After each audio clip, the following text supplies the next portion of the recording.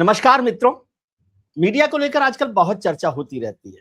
पत्रकारिता पर काफी चर्चा होती है। पत्रकारिता को लेकर लोग हमलावर भी होते हैं। कुछ लोग उसे गोदी मीडिया बताते हैं, कुछ लोग उसे मोदी मीडिया बनाते हैं, कुछ भक्त बताते हैं, कुछ और तमाम तरह की बातें लगातार होती रहती है। और कुछ लोग अब भी मानते हैं कि वो लोकतंत्र का चौथा स्तंभ है, चौथा है, तीसरा है, लेकिन लोकतंत्र की रक्षा करने के लिए या लोकतंत्र के वजूद को बचाए रखने के लिए वो अब भी मौजूद है। हो सकता है इस प्रजाति के भी कुछ लोग हों जिन पर लगातार चर्चा करते रहते हैं। बहुत सारे लोग हैं जिनको कहा जाता है कि वो पत्रकार हैं, इसलिए क्योंकि वो हर बात में नुक्स निकालते हैं। मतलब उनको कुछ ना कुछ परेशानी होती है। ऐसे लोग भी हमारे को सुनने वाले होते हैं जो हमारे को सुनाते रहते हैं। और जब से सोशल मीडिया आया है तो ये भी कहा जा रहा है कि मीडिया का लोकतंत्रीकरण हो गया, डेमोक्रेटाइजेशन हो गया, क्योंकि अब हर आदमी पत्रकार है, वो लिख सकता है। उसने उन पत्रकारों की भी नींव हिला दी है जो अपने आप को केवल कथित तौर पर बड़े पत्रकार मानते थे और जो वो कहते थे वही उसी तरह से देश चलता था। मीडिया को लेकर बहुत बात होती रहती है, लेकिन आज हम मीडिया की बात इसलिए कर रहे हैं हमारे इस खास कार्यक्रम बुक शेल्फ में, क्योंकि हमारे मित्र डॉक्टर प्रोफेसर मुकेश कुमार साहब की एक नई किताब आई है, मीडिया का करैक्टर ढीला। किताब में व्यंग है, ये व्यंग पर, मीडिया पर व्यंग की पहली किताब है। शिवम जो शिवना पेपरवर्क जो है उन्होंने किताब लिखी है। और इस किताब की खासियत ये है कि जब मैंने सोचा कि इसको ले लिया जाए ऑनलाइन, तो तब तक ये मार्केट से गायब हो चुकी थी, मतलब स्टॉक में ही नहीं थी। तो इसके लिए भी प्रोफेसर साहब आपको बहुत बहुत बधाई आपको। वैसे मुकेश जी की बात मैं बताऊं, उन्होंने इतनी किताबें लिख दी है, 14 किताबें तो उनकी लिखी हुई है। अब इसको ऐसे कंपेयर किया जाए, शायद मैंने इतनी किताबें पढ़ी है कि नहीं पढ़ी, उन्होंने इतनी किताबें लिख दी। कुछ और किताब पर काम कर रहे हैं। पत्रकारिता में 40 साल से धमक बनाए हुए हैं, दूरदर्शन से लेकर प्राइवेट चैनल्स तक, फिर डिजिटल पर, फिर सत्य हिंदी के संपादक के तौर पे भी। और हमारे पुराने मित्र हैं तो उनकी कृपा बनी रहती है। तो हमने कहा कि आज उनसे कुछ ज्ञान लिया जाए। सर एक तो बहुत बहुत बधाई आपको। मैं बहुत पहले बहुत आपको शुक्रिया विजय, बहुत बहुत मैं शुक्रिया विजय जी। जी जी सॉरी। नहीं, मैं पहले आपको वरिष्ठ पत्रकार कहना चाहता था, लेकिन किताब को खत्म करते करते मैंने सोचा कि शायद आपको वरिष्ठ पत्रकार कहना सुहाएगा नहीं, इसलिए आपको सिर्फ सत्य हिंदी के संपादक के तौर पर और हमारे मित्र के तौर पर कहना चाहता हूँ। लेकिन आप माने ना माने, आप वरिष्ठ पत्रकार तो हैं। अब ये मैं इसको इस तरह से कहूंगा कि विजय त्रिवेदी जी ने एक व्यंग की किताब की शुरुआत व्यंग से कर दी है। नहीं, आपके बहुत सारे चेले शिष्य जो चाहे अनचाहे संपादक हो गए हैं आपके, है ना? तो बहुत ये तो सारे लोग आपके हैं। भी होंगे, आपके भी बहुत सारे ऐसे होंगे। अब हम लोग उम्र के उस पड़ाव पर पहुंच गए हैं जिसमें पूरा एक एक दो तीन जनरेशन हमारे नीचे से निकली है। आपने बहुत सारे लोगों को ट्रेंड किया होगा, बहुत सारे लोगों को अपॉइंट किया होगा। ऐसे ही मैं भी इतने सारे चैनलों वगैरह में था, तो वो कहीं कहीं पहुंच गए होंगे। लेकिन मैं ये नहीं कहूंगा कि वो मेरे शिष्य हैं। ये गुरु चेला परंपरा बड़ी खतरनाक होती है, क्योंकि वो शिष्य पता नहीं वहां क्या कर रहे होंगे बैठे हुए, और उसकी तोहमत अपने ऊपर लगेगी कि देखिए मुकेश जी का चेला ऐसा निकला। इसलिए तो इससे ये दूरी जिम्मेदारी रहना आप चाहिए। लेना नहीं चाहते? जिम्मेदारी लेने की बात नहीं है, ये काम मैंने किया ही नहीं। मैंने चेले बनाने की, या वो जो बोलते हैं ना, ये एक संप्रदाय खड़ा करने की, अपने एक गुरुकुल हमारा भी है, उस तरह जी, से हमने कभी सोचा ही नहीं। हमने सोचा ये कि जो हमें आता है वो हम बांट दें बस। कौन कितना लेके जा रहा है ये उसकी कृपा पर है। पापा सब है। लोग तो लेते भी नहीं है। जब आप देते हैं तो कोई जरूरी नहीं कि आप जो दे रहे हैं वो ले ही लें, उसी रूप में ले लें। उसी रूप तो में। इसलिए इसलिए उसको इसी नजरिए से देखता हूं मैं। और कई बार तो बहुत अफसोस भी होता है कि आपने उनको लिया, ट्रेंड भी किया, और अब वो कुछ ऐसा कर रहे हैं जिससे आप उनको चेला कहने से बचें, कि कहीं कोई कह ना दे घबराते हैं आपको इसको, कि यूं ये। कह सकते हैं कि घबराते हैं। हाँ, बिल्कुल। घबराहट होती है कि हम जिन उसूलों पर या जिस तरह की पत्रकारिता के हामी रहे हैं जीवन भर, अगर ठीक उसके उलट वो लोग कर रहे हो, तो आप कैसे उनसे अपना नाम जोड़ेंगे? आपके भी ऐसे बहुत सारे चेले होंगे जो चेला जिनका कोई नहीं नाम है, सब गुरु हैं। आगे जो जोड़ना चाहे वो जोड़िए आप, बाकी सब गुरु हैं हमारे। बिल्कुल, बिल्कुल। लेकिन सर एक तो ये समझाइए, आप पता नहीं कहाँ से उलट कर रहे हैं। अब तो पत्रकारिता में ही व्यंग नहीं बचा और आप पत्रकारिता पर व्यंग करने लग गए मीडिया पर। देखिए, अगर आपने इसका समर्पण पढ़ा हो तो पढ़ उस लिया उन 4 लाइनों में सारा कुछ लिखा हुआ है। लेकिन देखिए, ये जो है ना, ये समय व्यंग्य के लिए बहुत उर्वर है। ऐसे ऐसे समय में, और भारतीय राजनीति में हमेशा इतना कुछ होता रहता है। ये अलग बात है कि ये पूरी किताब ही मीडिया पर है, और मीडिया पर पिछले 15, 20, 25 साल में जो मीडिया बना है, उसने इतनी व्यंग्य की संभावनाएं पैदा कर दी कि आप उसको भी व्यंग्य का विषय बना सकते हैं। आप देखिए कि पहले भी इतने बड़े-बड़े व्यंग्यकार हुए हैं, उन्होंने भी मीडिया पर टीका टिप्पणियां तो की हैं। की है। लेकिन लेकिन मतलब एक पूरा एक विषय बन जाए मीडिया व्यंग्य का, ये एक नई बात। तो इस लिहाज से मुझे लगता है कि इस किताब को देखा जाना चाहिए कि मीडिया ने जो शक्ल अख्तियार की है पिछले 2-3 दशकों में, और मैं कहूँगा खास तौर से पिछले 1 दशक में, उसमें इतने विरोधाभास, इतने पाखंड आ गए हैं कि आप ये भी जानते हैं कि मैं पिछले 10-15 साल, 20-25 सालों से कॉलम लिख रहा हूँ मीडिया पर। लेकिन उन कॉलमों के बरक्स जब मैं ये व्यंग्य देखता हूँ तो मुझे लगता है ये ज़्यादा इफ़ेक्टिव है। ज्यादा ये इफेक्टिव। ज़्यादा आपको थोड़ा इंटरेस्टिंग बनाता है उसी चीज़ को, उस आलोचना को जो आप कर रहे थे, समीक्षा कर रहे थे, आलोचना कर रहे थे, उसको थोड़ा-सा दिलचस्प बना देता है। थोड़ा-सा उसमें ड्रामा आ जाता है, थोड़ा-सा उसमें अ, ये एक व्यंग्य विधा जो विधा में करती है कलर भी आ किसी। जाता है ना, उसका कलर भी आता है उसको लेकर कि क्या जो करेक्ट, कहना चाहते हैं। करेक्ट। उसके जो छिपे हुए कलर है, शेड्स जो है वो भी उसमें आ जाते हैं। व्यंग्य का खास बात ये है कि जो आप कह रहे हैं उसके अलावा भी बहुत सारे कलर्स उसमें आ जाते हैं। जी, मुझे नहीं पता कि मैंने तो पढ़ा थोड़ा-सा, आपने पढ़ी कि नहीं पढ़ी वो 50 shades of grey.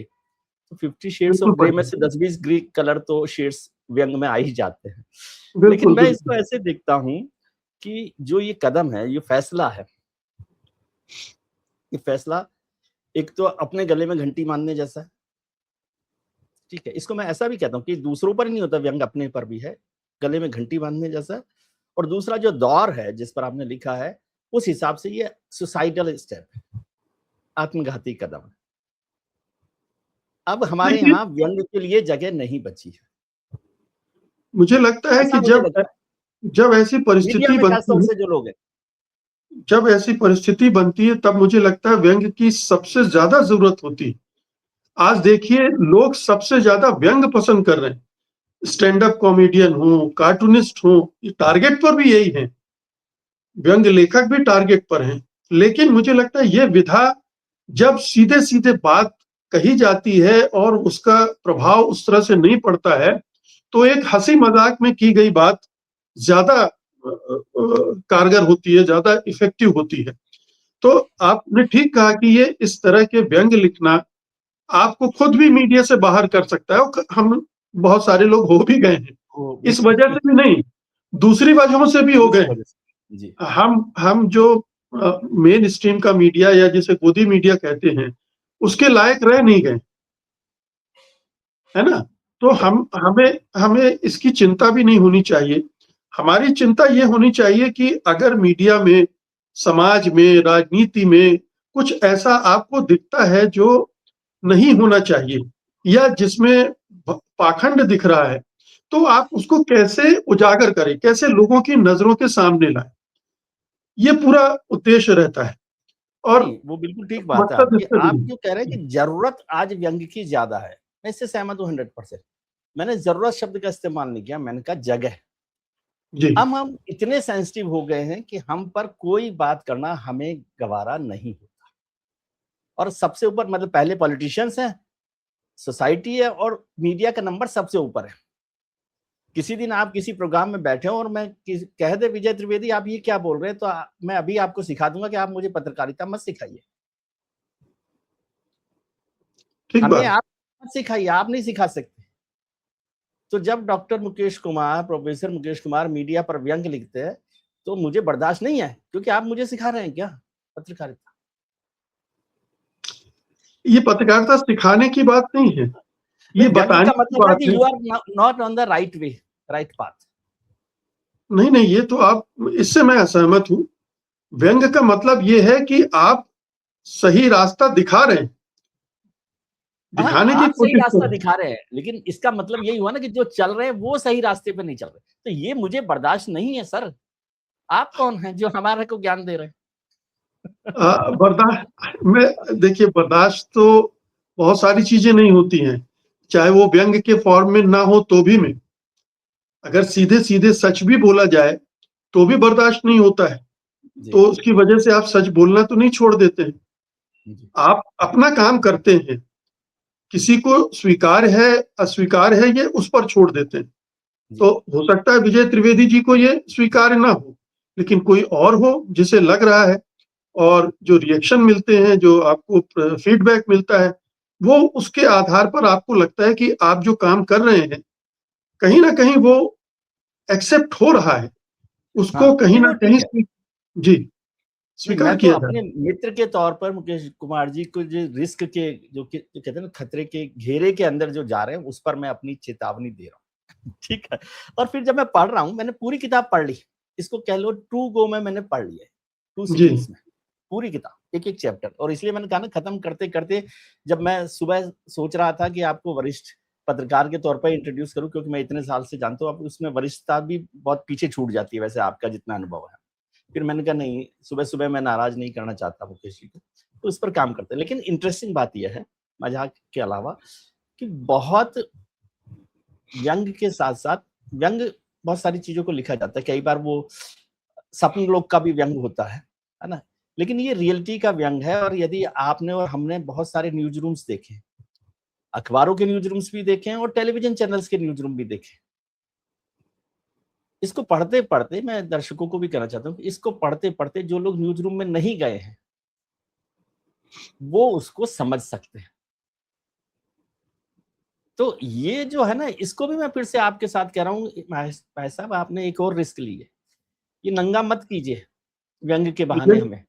Vijay ji, ये व्यंग लेखन जो है मैं कॉलेज के दिनों से कर रहा हूँ, हुँ, और हुँ। आपको हैरत होगी कि मैं जब मास्टर्स में का तो साइंस में स्नातकोत्तर कर रहा था, तो उसी दौरान मैंने एक लेख लिखा था, और वो प्रैक्टिकल मार्क्स को लेकर था, और वो सीधे-सीधे मेरे प्रोफेसरों पर था। तो उस समय भी ये जो सुसाइडल प्रवृत्ति है ना, हमारे अंदर वो थी, थी।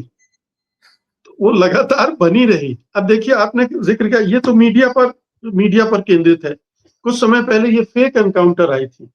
जी, फेक एनकाउंटर भी मतलब व्यंग्य है, और ये जो व्यंग। आपने स्वप्नलोक और अ, उस पूरे दूसरे फॉर्मेट में, कि मैं इंटरव्यू कर रहा हूँ डोनाल्ड जी, ट्रंप को, बराक ओबामा को, नरेंद्र मोदी ये को, सब लोग। और जी, उससे व्यंग्य पैदा करने की कोशिश कर रहा हूँ। उसमें जो जो नजर आता है और जो असलियत है, इन दोनों के बीच जो द्वंद है, जो टकराव है, या जो गैप है, उसको उभारना, जो कहा जा रहा है और जो एक्चुअल में है, इसको सामने रखने का एक तरीका व्यंग है, इंटरेस्टिंग ढंग से।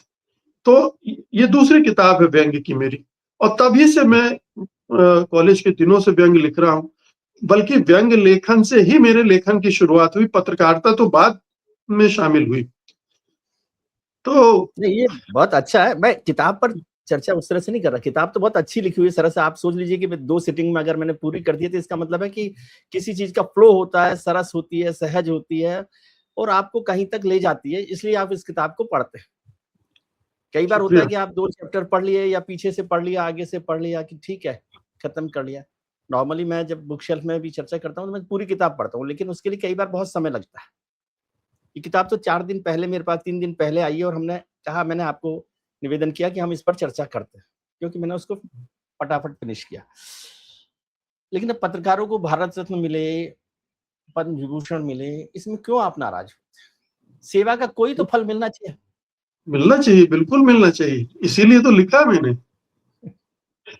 ये दावा जो पत्रकारों का है उसी पर लिखा मैंने, यही कि उनके भी दावे पर विचार करना चाहिए मोदी जी, या सरकार को, या जो भी भविष्य में भी जो सरकारें हैं उनको, कि भाई पत्रकार भी अपनी तरह से सेवा कर रहे हैं। जी। हाँ, तो सरकार सेवा का सरकार फल तो कुछ हो। बिल्कुल, जैसे दूसरों को मिलता है।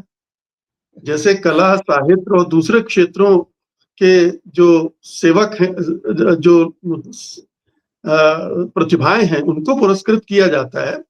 और पत्रकार भी पुरस्कृत हुए हैं, वैसे भी पुरस्कृत हुए हैं, पहले भी उनको पहले भी मिले हुए। हैं, ये सब सम्मान मिले हैं। जी, लेकिन ये जो पूरा ये वाला जो आप जिस व्यंग्य की बात कर रहे हैं, उसमें वो एक पूरा दूसरा माहौल बनाया गया कि देखिए किस आधार पर आप ये सम्मान देंगे, उसको रेखांकित किया गया, उसको उभारा गया कि कसौटी क्या हो गई। पहले भी कसौटियां अलग-अलग होती थी और उस पर भी सवाल और उठते थे। जी, कभी इस पर हम मतलब ये चर्चा करते बातों हैं को क्योंकि आप 4 दशक तक 40 साल हो गए आपको भी ये काम करते हुए। तो मैं राजनीति और पत्रकारिता को जोड़ते हुए कहूँ तो 4 दशक में 4 तरह के नेता और राजनीति रही है ना? उसको हम लोग अलग तरीके से देखते हैं। लेकिन अभी सबसे ज़्यादा चर्चा हो रही है मीडिया को लेकर, हम सब लोग मज़ाक उड़ाते हैं, ठीक है? हम लोग कई लोग हमें कहते हैं, "भई आप आउटडेटेड हो गए हैं, आप बाहर हो गए इसलिए आप मज़ाक उड़ा सकते हैं।" ये भी बात करते हैं। कुछ लोग गोदी मीडिया कहते हैं, कुछ लोग मोदी मीडिया कहते हैं, कुछ लोग सेवा करते हैं। लेकिन कई लोग राष्ट्रनिष्ठा की बात करते हैं। जब ऑपरेशन सिंदूर हो और कराची पर हम कब्ज़ा कर लें, तो राष्ट्र का गौरव बढ़ता है ना। बिल्कुल। तो तो आपको राष्ट्र का गौरव बढ़ने में आपत्ति है? देखिए, अब आप देखिए कि उसके बाद क्या हुआ? राष्ट्र का गौरव गिरा कि बढ़ा? उस समय तो हम सबको लग रहा था कि राष्ट्र का गौरव बढ़ गया। हाँ, लेकिन जब सच्चाई सामने आई, तो जी। अंतर्राष्ट्रीय जगत पर खिल्लियाँ उड़ गईं। हमारे ही मीडिया की खिल्ली उड़ गई कि ये कर क्या रहे थे? मीडिया से आप क्या अपेक्षा करते हैं कि सही इन्फॉर्मेशन देगी। और इस तरह की मतलब झूठ का भी एक पैमाना हो सकता है कि कभी हमसे भी हम लोगों भी से चूक हो जाती है। चूक लेकिन होना ये तो चूक होना और जानबूझकर चूक करना फ़र्क होता है। बिल्कुल, तो ये चूक हो मनगढ़ंत झूठ, इतना बड़ा झूठ हुँ, कि जो छिपाए भी नहीं छिप सकता। आज के ज़माने में जबकि पूरी दुनिया एक तरह से जुड़ चुकी है और मीडिया कण-कण में विद्यमान है, आप कब तक इस तरह के झूठ को आगे लेके जाएँगे? तो ये मैं समझता हूँ कि हम पत्रकारों की भी तौहीन हुई इससे। हम भी आप भी और हम भी जब लोगों से बातचीत करते हैं, कई बार अब वो होता सब है ऐसा। आपको मानेंगे ही ना कि आप पत्रकार हैं, तो आप भी उन्हीं में से होंगे जो नहीं जानते। बिल्कुल, बिल्कुल और यही उसकी होता है। ज़िम्मेदारी तो आपको लेनी पड़ेगी, आप बचें कि ना बचें, एक कम्युनिटी जिसको आप बिलॉन्ग करते हैं। बिल्कुल, आपने 2 कैरेक्टर्स पर 2 शुरुआत में और आखिर में 2 तरह के पत्रकारों की चर्चा हुई। हुँ, पहले शुरुआत वालों की बात करते हैं कि जो मालिक का, सेवक का जो भी हैं, प्रधान सेवक हैं या जो भी लोग हैं, उनकी तरफ से आदेश का इंतज़ार करते हैं।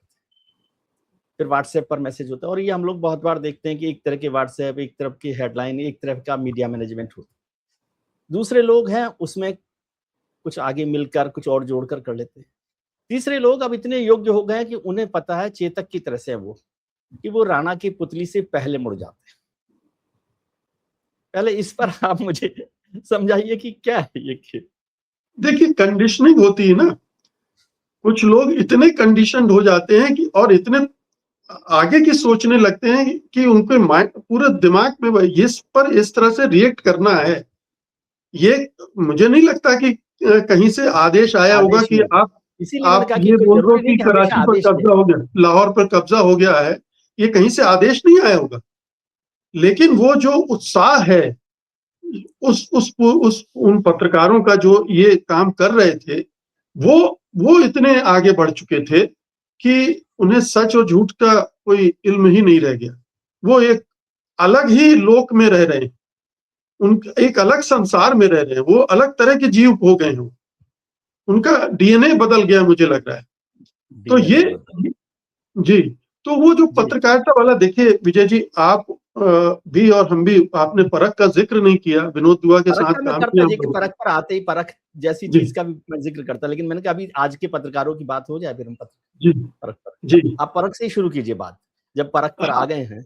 मैं ये कह रहा हूँ कि परख पे हम लोग इतने साथ-साथ काम किया हम लोगों ने, बहुत सारे कितनी लोग नहीं मेहनत जानते करते होंगे कि परख जो है हिंदुस्तान के दूरदर्शन का सरकारी जो चैनल हुआ करता था, उसका पहला एक तरह का प्राइवेट प्रोडक्शन था और जिस पे बहुत ईमानदारी से अपनी समझ से ईमानदारी से, मैं इसको थोड़ा सा करेक्ट करके कहता हूँ, अपनी समझ से ईमानदारी से हम लोगों ने काम किया।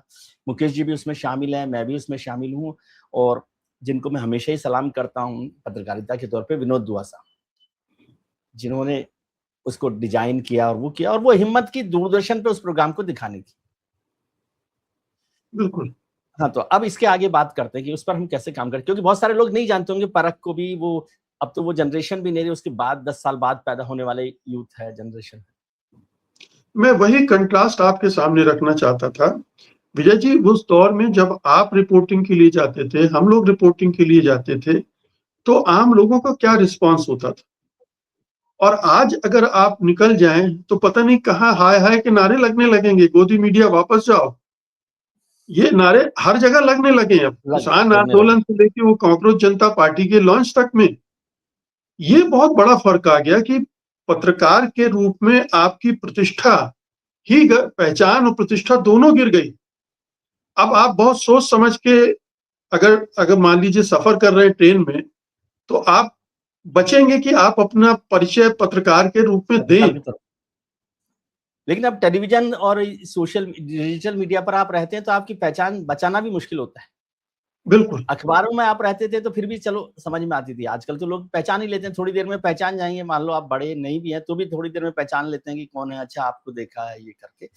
लेकिन जो बात हम पहले कर रहे थे, आपने कहा कि बहुत सारे मित्र हमारे बिना आदेश के भी चेतक की तरह से आगे बढ़ जाते हैं, तो मुझे एक किस्सा याद आया कि सीता माता जिनको बोलते हैं, वो अयोध्या में राजभवन में श्रृंगार कर रही थी, और श्रृंगार करते हुए वो अपने माथे पर सिंदूर लगा रही थी। तो हनुमान वहां पर मौजूद थे। हनुमान ने पूछा, माता ये सिंदूर ये क्या है? तो उनका ये सिंदूर है। बोले क्यों लगा रहे हैं? बोले इससे स्वामी का सौभाग्य बढ़ता है और स्वामी आप पर खुश होते हैं, स्वामी आप पर खुश होते हैं, आप पर स्वामी की कृपा बनती है। तो हनुमान ने सोचा ये तो बहुत अच्छा आइडिया है। सीता तो सिंदूर लगा रही थी मांग में, और हनुमान ने लगाया लपेटकर पूरे शरीर पर। ऐसी रेफरेंस में मुझे याद आया, आपने जब मीडिया की बात की थी, गलत बोल दिया? नहीं, बिल्कुल सही बोल रहे हैं आप। यही तो मैं कह रहा हूँ ना कि व्यंग्य आपको भी लिखना चाहिए। मुझे माफ कीजिए, आप मुझे तो आत्महत्या याद करने आ के लिए गई बात, तैयार इसलिए नहीं है। मैंने आपसे कहा कि आपसे पूछ लेता हूँ कि ठीक बोला कि नहीं बोला। नहीं, बिल्कुल यही है। यही स्थिति है जो आपने बयान की है कि स्वामी भक्त की होड़ में इस आपको हेलीकॉप्टर से क्यों उतार दिया गया था? भाई अगर आप भी इस तरह के पत्रकार होते तो आज आप कहाँ होते, किस रूप में होते? सब अपनी अपनी योग्यता से हम, आगे बढ़ते हैं। हमारे हमारे हमारी प्राथमिकता में, हमारे उद्देश्यों में वो शामिल नहीं था, इसलिए हमने वो राह पकड़ी नहीं। ऐसा नहीं कि आपके पास या हमारे पास अवसर नहीं आए होंगे, अवसरों की कमी नहीं थी, लेकिन हम लोगों ने अपना रास्ता, ठीक है हमें वो नहीं चाहिए, हमें उधर नहीं जाना है, तो हमने अपने जो सोच कर आए थे पत्रकारिता में, उस पर आज तक टिके हुए। यही है। विचारों में फर्क हो सकता है, आप किसी और ढंग से चीजों को देखते होंगे, मैं किसी और ढंग से देखता हूँ, लेकिन जो हमारी नीयत है, नीयत में वो गंदगी नहीं है कि हम वही मैंने कुछ। कहा कि चूक होना वाजिब हो सकता है, चूक तो हो सकती है, सबसे चूक होती है, गलतियां हो सकती है, अनजाने में भी हो सकती है, उसको अलग तरीके से देखते हैं। आपके एक चैप्टर जो हाथियों का था, उसको आपने पीछे भी लिखा, मैं पढ़ रहा था, जो जिसमें जिक्र किया, और आपने लिखा कि हाथियों को वीडियो में खिचड़ी खाते मानव के रंग ढंग ठीक नहीं रहे, वह दोपाया सामने खड़े स्तनपाई के सामने ऐसे दोहरा हो रहा था मानो उसके पास मेरुदंड ना हो। अभी मैं एक पत्रकारिता के एक कार्यक्रम में गया था जिसमें पत्रकारिता को लेकर, आजकल 200 साल हिंदी पत्रकारिता के भी हो रहे, तो उसका जलसा कहीं पर हो रहा था। उसमें मुझे भी कुछ थोड़ी देर 1-2 मिनट बोलने का मौका मिला था छोटे पत्रकार के तौर पे। तो मैंने कहा कि भाई एक तो ये जश्न किस बात का हो रहा है? जो चीज़ बची नहीं है उसका जश्न हम क्यों मना रहे हैं? किस बात का जश्न मना रहे हैं?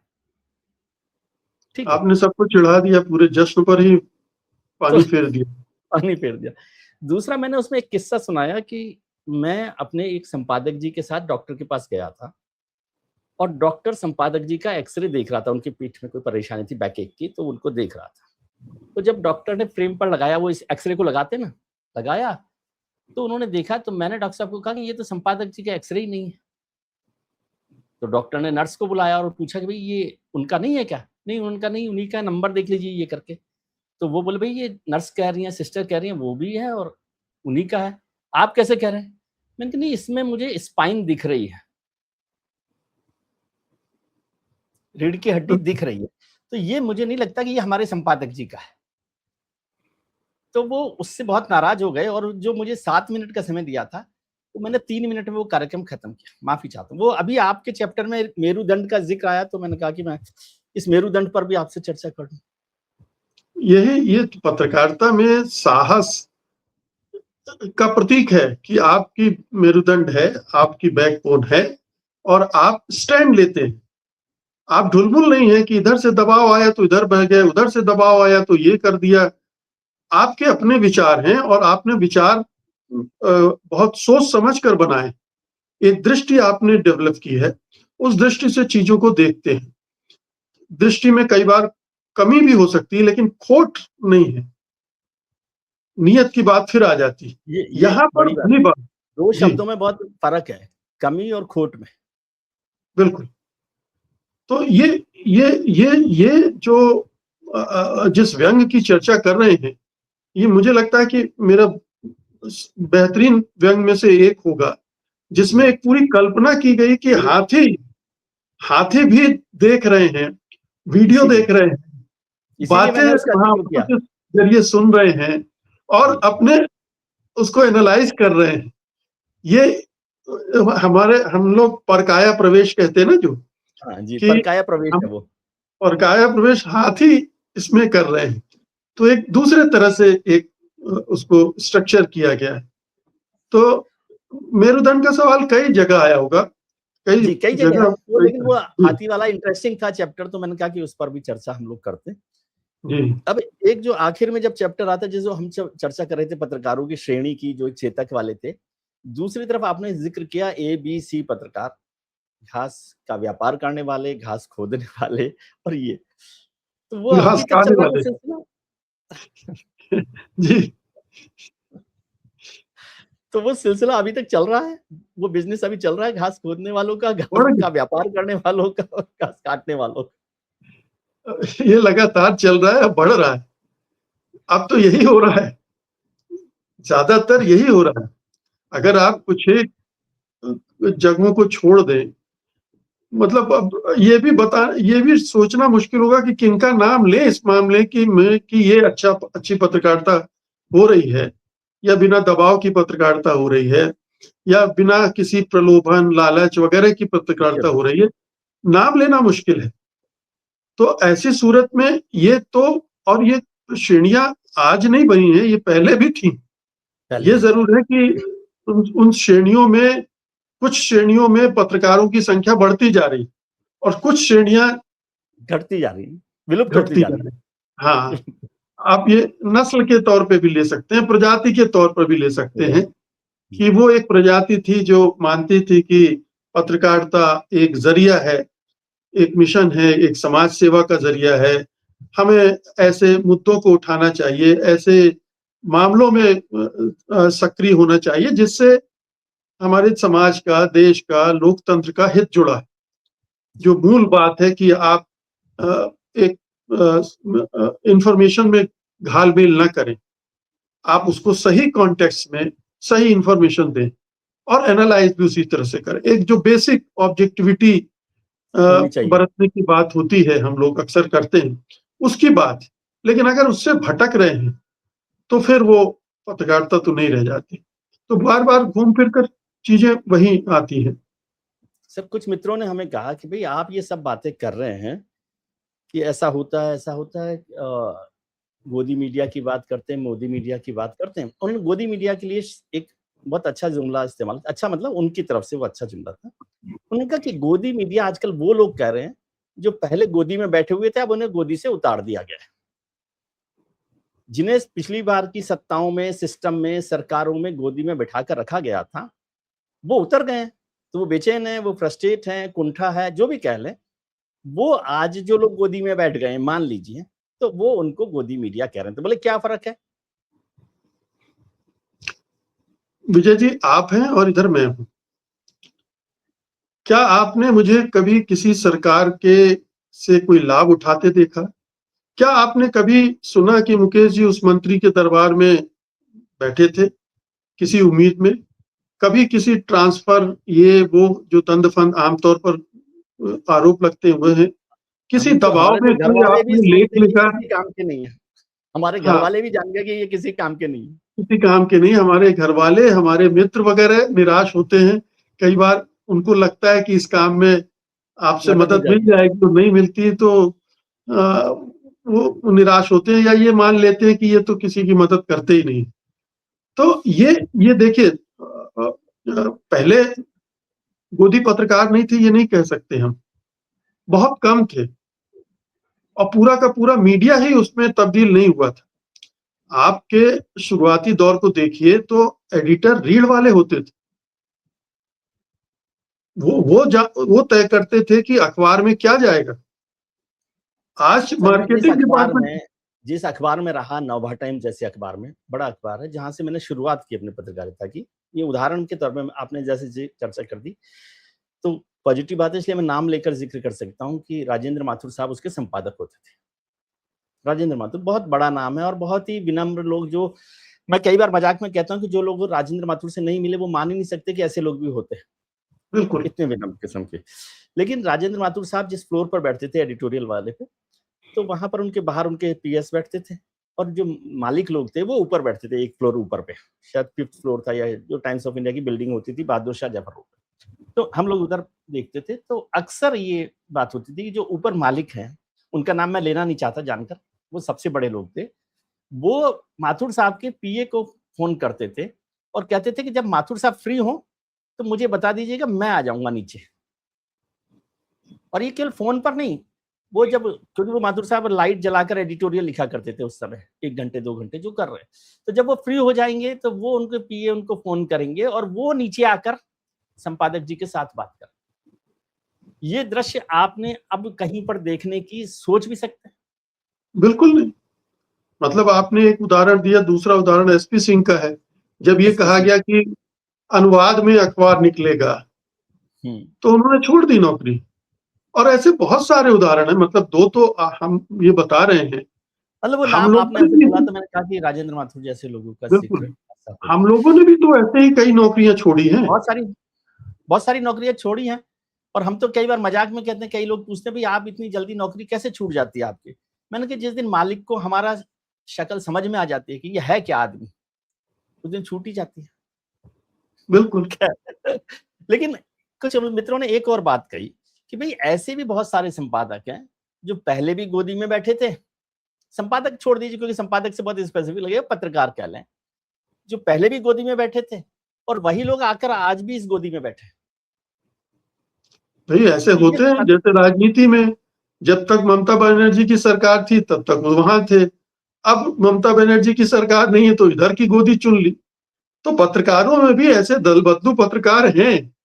वो भी गोदी गोदी ढूंढते रहते हैं, कौन सी गोदी सुविधाजनक होगी, कहाँ पर ज्यादा आराम मिलेगा, कहाँ सुकून से दूध की बोतल मुंह में लगा दी जाएगी।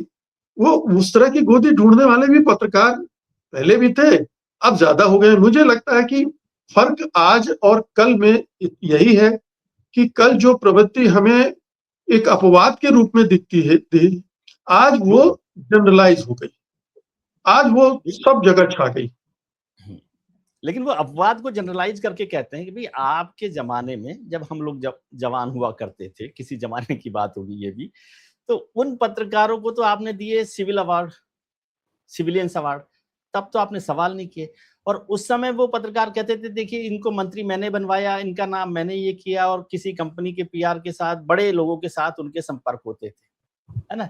और वो लोग, बड़े लोग जिनको कहते हैं कि भाई वो पार्टी के सबसे बड़ा आदमी है, जो थिंक है, वो रात को 2 बजे मुलाकात करता है, और आप रात को 2 बजे की मुलाकात सुबह 2 बजे मुझे गौरव के साथ बताते कि अरे उन्होंने, भाई ने मुझे बोला था कि ये है। तो तब तो आपको गोदी मीडिया याद नहीं आता। आज तो अच्छा, एक और इंटरेस्टिंग बात उन्होंने कही, अभी याद आ गई कि अभी तो यहाँ कोई गोदी में बैठाने को तैयार नहीं है, आप जबरदस्ती बनाए हुए। यहाँ तो खबर पता ही नहीं चलती, यदि ट्विटर नहीं होता, यदि व्हाट्सएप नहीं होता तो खबर ही नहीं पता चलती। बिल्कुल। देखिए, मैं वही दोहराऊंगा कि पहले भी कोई ऐसी दुनिया नहीं थी जो हम, भाई हमारे अगर पिछले लेख रिपोर्ट्स वगैरह निकाल के देख लें लोग, तो उस समय भी हमारे तेवर यही थे। हम तब भी विरोध पे खड़े हुए थे, आलोचना कर रहे थे, तीखे लेख लिख रहे थे, क्योंकि उस समय भी बहुत सारी विसंगतियां थी, कुरूपताएं थी, जो हमें हमें स्वीकार्य नहीं थी, तो हम उस पर अटैक कर रहे थे। आप देखिए कि मनमोहन सिंह के दूसरे कार्यकाल में जब भ्रष्टाचार के आरोपों का सिलसिला शुरू हुआ, तो पूरा मीडिया किस तरह से खतबदा रहा था लगातार। और ना आंदोलन क्यों, कैसे इतना पॉपुलर हो कैसे गया सफल हो, पूरा कैसे मीडिया। कामयाब। बिल्कुल। तो वो ऐसा नहीं है कि पहले वाली दुनिया बहुत नहीं, हसीन उनका थी। कहने का मतलब, उनका आरोप मुकेश कुमार पे नहीं है, उनका आरोप उन लोगों पर है कि जो पहले भी गोदी में बैठे थे, पहले सिविलियन अवार्ड्स ले रहे थे, पहले एमपी बन रहे थे, पहले विदेश यात्राओं पर जाते थे, पहले रात को 2 बजे बैठक करके तय करते थे, टिकट तय करवाते थे या जो भी करते थे, वो लोग आज गोदी मीडिया पर सवाल उठा रहे हैं, इस पर उनको आपत्ति। पता नहीं वो लोग कौन लोग हैं जो इस तरह की आपत्तियां कर रहे हैं। हो सकता है उनका दर्द ये भी हो, ऐसे भी लोग होंगे, मैं आपसे सहमत हूं कि उन्हें गोदी नहीं मिली इसलिए परेशान है, या क्रिटिसाइज करके गोदी हासिल कर ले, ये भी उनकी इसको कोशिश हो सकती है। तो ऐसे लोग ये भी हैं। ये ये एंगल आपने नया बताया मुझे, मुझे ये ध्यान नहीं था कि ऐसे भी हो सकता है कि गोदी हासिल करने के लिए भी ये किया जाए। बिल्कुल, ये तो आप जानते हैं कि तमाम तरह की चीजें होती हैं। मतलब एक न्यूज़ चैनल मुझे याद आ रहा है जिसने एक एसआईटी टीम बनाई। छोटा चैनल था, उसका क्या काम था कि एक इन्वेस्टिगेटिव रिपोर्ट बनाई और फिर जिसका इन्वेस्टिगेशन किया उसको दिखाई कि देखो ये मामला है, ये कीमत लगेगी।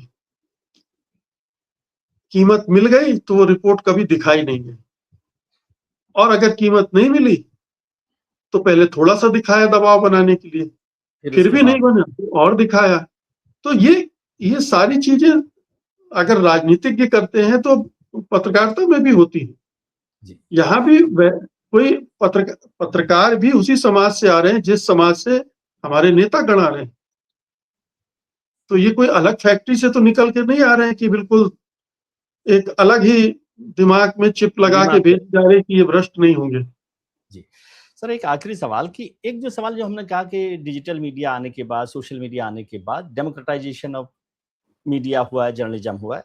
क्या ये भी हमें परेशान कर रहा है जो गोदी में बैठे लोग हैं? क्योंकि उससे वो एजेंडा जो चलाना चाहते हैं वो नहीं चल रहा। हो सकता है पहले चल रहा हो। एक तो पहले टेलीविज़न कम था तो उसका असर कम होता था, प्रिंट का असर उस तरह से नहीं होता। टेलीविज़न जो है, व्यूइंगशिप जो है वो अपने आप में एक बड़ा चीज़ होता है। लेकिन अब एक सोशल मीडिया प्लेटफ़ॉर्म ने जिसको हर एक को जर्नलिस्ट बना दिया, उसने हमारी दुकान ना कहें, जो भी प्रभुत्व है, उसको चैलेंज कर दिया। ये एक सबसे बड़ी परेशानी आपको लगती है? परेशानी क्या है, ये तो एक ऐतिहासिक एक जो दिशा होती है प्रगति की, उसमें नई नई चीजें ऐड होती हैं और नई परिस्थितियां बनती हैं। इतना विशाल हो गया। अब अगर आप इसके और तह में जाएंगे तो जो बड़ी बड़ी कंपनियां हैं वो पूरे कंटेंट को कंट्रोल कर रही हैं, जी। रेगुलेट कर रही हैं, एल्गोरिदम सारा रेगुलेटर। कुछ तय कर रहा है। तो वो भी हमारे हाथ में कितना है। हम आप ये प्रोग्राम कर रहे हैं, हमारी निर्भरता यूट्यूब पर है। जी, उसको समझ में नहीं आया तो आपका प्रोग्राम रिकमेंड नहीं करेगा, नहीं जी, देखेंगे लोग। नहीं तो देखेंगे। वो तो उन्होंने एक वहां से जो फिल्टर लगा हुआ उसके बारे में तो बहुत सारे लोग जानते भी नहीं है। तो जी, ऐसे बहुत सारे फिल्टर काम कर रहे हैं अलग अलग स्तर पर, जो कंटेंट को अपने हिसाब से मॉडरेट कर रहे हैं अपनी सुविधा के हिसाब से। लेकिन एक जो मोटा ढांचा है जिसमें एक सवाल हमेशा उठता है, who controls the media. Media हुँ, पर कंट्रोल किसका है। हम आप छोटे मोटे क्रिएटर हैं, लेकिन कंट्रोल किसका है। कंट्रोल होता है या तो कारपोरेट है, पूंजीपति है, उनका होता है, या फिर सत्ताधारियों का होता है, ये तय करते हैं। एक पूरा नोम चॉम्स्की की किताब है, manufacturing consent propaganda yes, model. Manufacturing जी। तो वो तो इसको पूरा खोल के बता देता है। उन्होंने अमेरिका के कॉन्टेक्स्ट में कहा है, लेकिन ये पूरी दुनिया में जो व्यवस्था है उसमें किस तरह से मीडिया एक तरह का टूल बन गया है। सत्ता का मतलब मेरा सिर्फ पार्टी से नहीं है, वो पूरा जो शासन व्यवस्था में जो हिस्सेदार हैं, उसमें दौलतमंद भी हैं, सेना भी है, ब्यूरोक्रेसी भी है, जुडिशरी भी है, और जो सत्ता में बैठे लोग हैं वो सब पूरा एक जो वो है वो पूरा इस्तेमाल करता है। इसकी जगह दूसरा सेट आएगा, वो भी करेगा। जी, जो नए, बिल्कुल अगर ठीक मान बात। लीजिए सरकार बदल जाएगी, वो भी ये करेगा। हाँ, वो भी यही बस करेगा। फर्क सत्ता फर्क का इतना चरित्र है। पड़ेगा कि कोई पार्टी कितनी डेमोक्रेटिक है। राजनीति बदलती तो पूरा नहीं बदलता, लेकिन राजनीति बदलती तो थोड़ा सा एक सब चीज़ों का गुंजाइश बन चरित्र जाती बदलता है, व्यवहार है। हाँ, बदलता है। जी। वैसे मैंने आपसे कहा था कि आखिरी सवाल है, लेकिन मुझे अभी-अभी याद आ गया कि अभी सुबह एक व्हाट्सएप मैसेज मेरे पास आया एक मित्र का, क्योंकि वो समझते हैं कि भई मैं मौजूदा सिस्टम को बहुत आलोचना करता हूँ। तो उन्होंने कहा कि उनका एक मैसेज आया कि तमिल सरकार में विजय जोसेफ साहब की सरकार ने कुछ 3 चैनल्स को बंद कर दिया। मुझे कन्फर्म नहीं है, लेकिन उनका ये मैसेज है, इसलिए मैंने कहा कि इस पे भी चर्चा कर लेते हैं कि 3 चैनल्स को बंद कर दिया क्योंकि वो उनकी आलोचना कर रहे थे। वैसे तो अभी सरकार बने हुए भी कितने दिन हुए, लेकिन शायद ऐसा जो रीजनल चैनल है। क्या आपका अनुभव कहता है कि जो हमारी रीजनल गवर्नमेंट्स होती है, रीजनल जो लीडर्स हैं, वो ज़्यादा बड़े डिक्टेटरशिप तरीके से काम करते हैं? ऐसा आपका अनुभव कहता है? क्योंकि आप भी इतने समय संपादक रहे हैं। देखिए, बिजनेस मॉडल पे मैंने काम किया है। जो भी स्टेट का जो चैनल्स होते हैं या मीडिया हाउसेस होते हैं, उनका मेन सोर्सेस ऑफ रेवेन्यू सरकार है। सरकार है। जब तक वो रेवेन्यू मॉडल नहीं बदलेगा, तब तक वो इंडिपेंडेंट हो ही नहीं सकते। मध्य प्रदेश में, छत्तीसगढ़ में और दूसरे राज्यों में भी होगा ऐसा। बहुत सारे चैनल, छोटे-छोटे चैनल इस तरह से चल रहे हैं कि मध्य प्रदेश सरकार से 30-40 लाख रुपए महीने मिल जाता है। छत्तीसगढ़ से 30-40 लाख रुपए महीना मिल जाता है। 25-30-40 लाख, 30-35 लाख खर्च कर दिया आपने चैनल को चलाने में, बाकी मौज है। तो मैंने कहा कि ये ये भी अभी सवेरे ही वो एक बिल्कुल। व्हाट्सएप आया तो और उन्होंने और ये मतलब इनको ही क्यों, केजरीवाल ने किस तरह से मीडिया का इस्तेमाल किया, हाँ, वो किस सभी तरह से रीजनल टीएमसी कर पार्टीज़ रही का थी।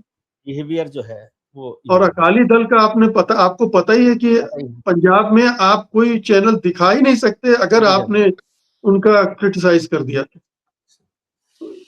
सर खैर हम तलवार की धार पर हैं और ये प्रोग्राम भी हमने कर लिया है, लेकिन आखिरी बात है, अब हम दोनों के लिए क्या बात करें, हम दोनों ही हैं, तो ये कह सकता हूँ इस उम्र में क्या खाक मुसलमान होंगे। बाकी आप कितना ही व्यंग लिख दीजिए, आप व्यंग लिखते रहिए, बधाई। और मैं फिर से तारीफ़ करूँगा इस बात की और लोगों को कहूँगा कि इसको पढ़ें, तो मज़ा भी आएगा और समझ में भी आएगा कि सच है। व्यंग का मतलब कहने के लिए व्यंग होता है, बाकी बहुत सारा सच होता है, समझ बिल्कुल।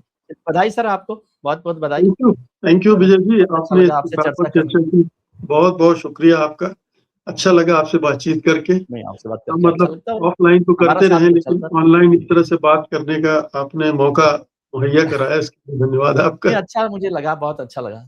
Thank you, take care.